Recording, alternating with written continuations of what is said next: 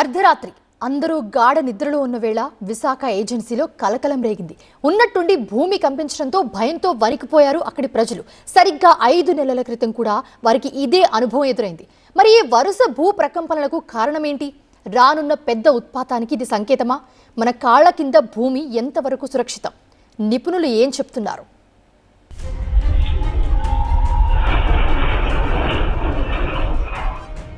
అల్లూరు జిల్లా పాడేరు ఏజెన్సీలో భూ ప్రకంపనలు కలకలం రేపాయి. దీంతో భయంతో జనం రాత్రంతా జాగారం చేశారు.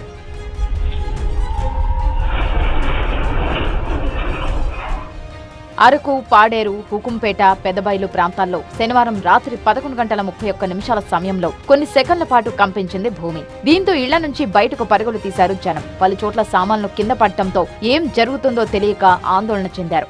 పెంకులంతా ఊగిపోయింది, ఇల్లంతా ఊగిపోయింది. ఎందుకు అలా ఊగుతున్నదా అంటే ఈ భూకంపం. మేమేమో భయానికేమో బయటకు వచ్చేసాం బాబు. 11 గంటలకు భూకంపం వచ్చింది. ఇంటి వెనకాల పెద్ద రాళ్ళు ఉన్నాయి, ఆ రాళ్ళు కూడా కదిలింది. అప్పుడు మేము చాలా భయపడి బయటకు వచ్చాము. అరకు లోయలో ఇలాంటి పరిణామం ఎప్పుడు చూడలేదంటున్నారు జనం. భయంతో రోడ్లపైనే జాగారం చేశామని చెబుతున్నారు. చుట్టుపక్కల ఉన్నోళ్ళు కూడా అందరూ కూడా గబగబా బయటకు వచ్చేసి అందరూ 12:30 వరకు మరి భయపడి చాలా టెన్షన్తో మేము ఉన్నాము. ఇలాంటిది ఎప్పుడు కూడా మాకు రాలేదు. ఇదే ఫస్ట్ టైం మా అరకు వ్యాలీలో. మా పక్కన బీరువా డ్రెస్సింగ్ టేబుల్ ఉంది, అది కూడా బాగా షివరింగ్ వచ్చింది. రావగానే భయం వేసి ఇదేంటి ఎలా అవుతుంది, ఇది ఎప్పుడు మేము ఇప్పుడు చూడలేదు.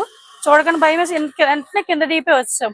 కానీ ఇదే మేము ఫస్ట్ టైం చూడడం ఇలాగా. కానీ ఇది భూకంపం సరైన తెలియదు.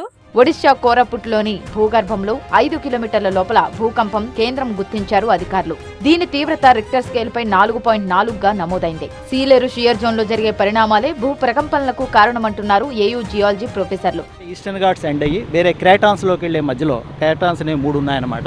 ధార్వార్ క్రేటాన్ అని, బస్తర్ క్రేటాన్ అని, సింగ్బమ్ క్రేటాన్ అని. ఈ మధ్య జోను కొంత వీకర్ జోన్ అనమాట. దాన్ని షీలేరు షియర్ జోన్ SHZ.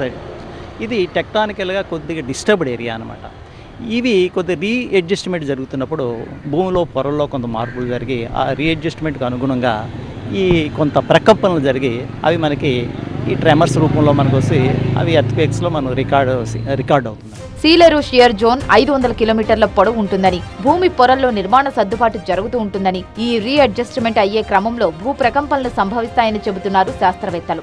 నార్మల్గా 4.4 ఇది అంత ప్యానిక్ అవ్వాల్సింది కాదండి. ఎందుకంటే మనకి ఏరియాలో ఇంతకు ముందు కూడా ఓవరాల్ చూస్తే ఇది కొంత సైస్మికల్గా కొంత యాక్టివ్ జోనే.